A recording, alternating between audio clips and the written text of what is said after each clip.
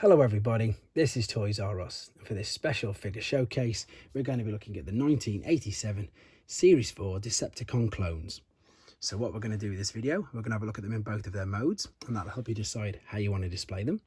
We'll have a look at all the accessories that come with them, so that'll help you know if yours is complete or how to complete it. I'll point out a few things that you need to be aware of if you have to purchase one for yourself. I'm lucky enough to have a couple of different types of packaging, so we can have a look at the artwork and the battle scenes on the back of that. And I've also got some of the new ones as well, so we can have a little bit of a comparison with that as well. Right then, so before we get started, I want to thank everybody for their likes, comments, feedback and all the subscriptions. And for anybody who's watching this now who hasn't subscribed, if you'd like to hit that subscribe button for me now, please, because it really will help this channel out enormously. Thank you very much. So, here we go then. Now, first and foremost, I wasn't able to own these as a child, and I didn't get these until I was an adult. And when I got them, I have to say that although very basic and minimal articulation, they are fantastic. I absolutely love these. I think the whole concept of them is just amazing. I just really like it. You know, the clues in the title. The title of the names of them is they are the Decepticon clones. And apart from, obviously, the little bit of a pink tail you can see there in Pounce, the robots, they are absolutely identical. It's stunning. It's just such a simple and very easy gimmick that just paid off. Now it's a different story altogether when you spin them round, but we'll come to that in a second. So the other thing as well, and the reason why I didn't have these when I was a child, is because, again, unfortunately, curse of the UK, these were just not released at all. So again, really excited to get these. And this was something that I'm sorry most people might already know, but I didn't, and I was really surprised and really enjoyed the fact that it did. I'm holding on to the two rub signs because we've got two rub signs on here. You've got the normal rub sign round by the crotch, which deciphers which faction he is. There you go, you can see he's a Decepticon. And then we've got another rub sign at the top here, right in the middle of his chest, and we can see like a puma's head. It looks a bit like the Thundercats logo, doesn't it?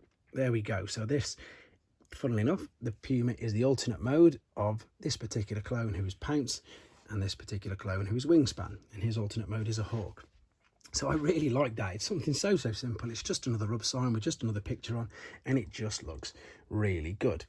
So apart from them being the same, the bots as well, the weapons were as well. So they both had two weapons each, and they are, as far as I'm aware, and I've had a really good look at these just before I did the video, they are absolutely identical. But I think what's really cool with Pounce's weapons is they could be used as a gun, like so, or they could also be used as a sword, which I think makes extra playability and just another little thing that makes them even better. Now, Wingspan's weapons can only be used the one way, just as guns, but again, they're identical. There we go. So that'll help you if you're looking to complete yours. Right then, so let's have a look at the actual bots. So we've got Pounce first. We've obviously got a bit of movement here in the shoulder, not too much. The only head movement you've got is just to do with transformation, so I wouldn't do that. And the legs, it's not really movement or articulation. It's basically just for the transformation process. So unfortunately, this is, again, how they refer to him as a G1 brick. It doesn't really do much at all, but again, I think it displays brilliantly. Things to be aware of with this guy is the bits on the back. And as silly as it sounds, because these can come off, and they can, if you're just looking at him flat, you know, in a pile of figures or even standing that way, okay, you can see the tail, but you wouldn't know that the rest of all of the puma legs are all tucked away or neatly behind him. So you need to be seeing pictures of the front and the back, or preferably both modes.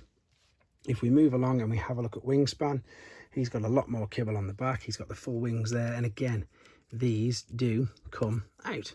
So you need to be aware of that, because if they're out like so, and you know, you're buying them at face value like that, you wouldn't know at all. You could even have the guns, but you wouldn't know you're completely missing the wings. So let me put them back in. It's just something to be aware of. And of course, let's have a look at the wings folded out. They've got the fold out there as well, so they are in two pieces. That's something to be aware of. And again, similar articulation, and the legs this time again are just all part of the transformation process. Again, super basic bots. I just like the premise of it. I just think the idea is brilliant. Before we look at the alternate mode, I just want to show you these quickly, because obviously I've got the Takara box here and the standard Hasbro, and I'm starting showing a few things again, like all the paraphernalia with them. So I'm not going to show you too much detail, the instructions, because they're obviously all in Japanese, but these are like on a big fold out paper compared to the usual booklets that the Hasbro got, but then the bonus thing that you got with the Takara was the collector's cards. So there we go. So Destron was Japanese for Decepticon, and they are the collector's cards for them particular figures. Just another little bonus, as well as the other extra bits of packaging I'll show you in a second. Right, let's look at Pounce then. Okay, yep, let's be honest, it's not the greatest Puma, and without the guns on the top, I suppose it looks a little bit more like one. So you can already tell that you need to be aware of these limbs. They're nice and small, but you know, it still does the trick. It's no worse than is it Quick Switches? I think Quick Switches got a Puma or something mode like that, the 6-changer. It's no worse than that. It looks good. I think they get away with it because of the colour scheme. The light blue, the purples and the pink, I think they get away with it because of that, to be honest. Now, the Hawk is yeah, again, I've got to be honest, although I love my G1 figures, you know, you've got to be honest that you can clearly tell that if I just turn him 90 degrees, that's a robot. It really is. It's obvious. His arms are still there. We've got this little hawk head that's coming up. And then, of course, we've got the little legs, and, of course, the robot legs now turn into a huge tail. So, again, it is nice and square, nice and blocky, but I just like it. I don't know why. I think it looks... I suppose it's because I'm used to these toys. I'm used to the fact that these, you know, they didn't have the greatest articulation. They didn't have the greatest bit of detail too, but what they did have, I did really like. So, for me, again, I do really like it. What I'm going to do very quickly... I'm just going to move these to one side because I do have the new generations ones, which are these. And of course, there's way more articulation, but they're smaller. Look at them. They're a lot smaller. I mean, they've added an elbow joint movement and a bit on the knee, but otherwise they're pretty much identical, apart from the fact they've just put a Decepticon logo there, and then you've got your rub sign, yeah, in the middle as well. So the new ones, they've got a bit more articulation, but they're actually smaller. So there we go.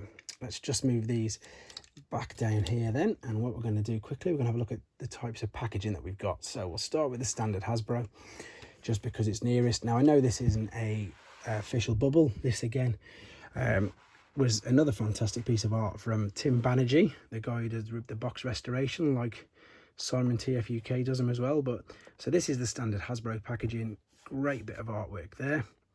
And then if we spin it round to the back, because it was 1987, we've got the Headmasters battle scene. So there is, of course, Fortress Maximus. You can just about make out Scorponok's claw there.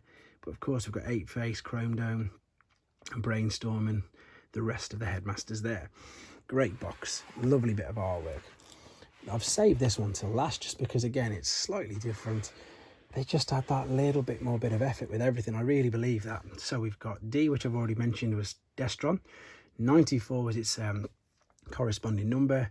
We've got the same as the Hasbro, which I just didn't show you for some reason. We've got the transformation process on the top, and then we've got the lovely artwork on the back. But what I'm saving to show you is this bit here. And they've used this for well, of course, we've also got the artwork of them in robot mode, whereas in the Hasbro we've got the alternate modes.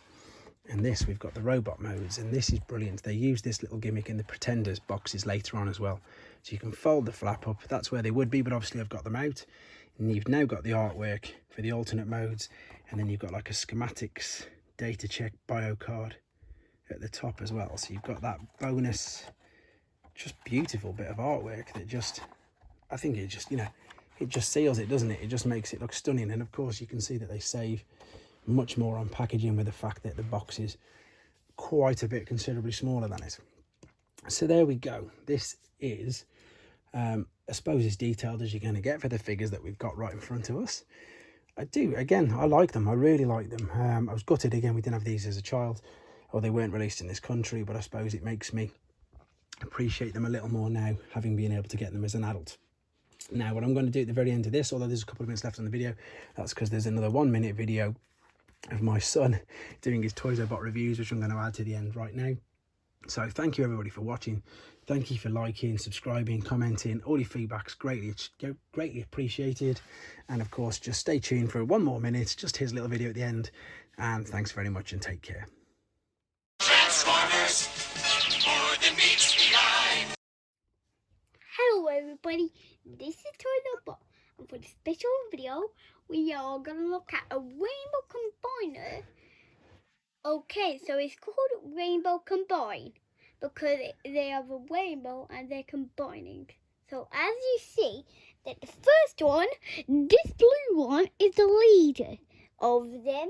So first, you just need to just find this orange one for the blue one.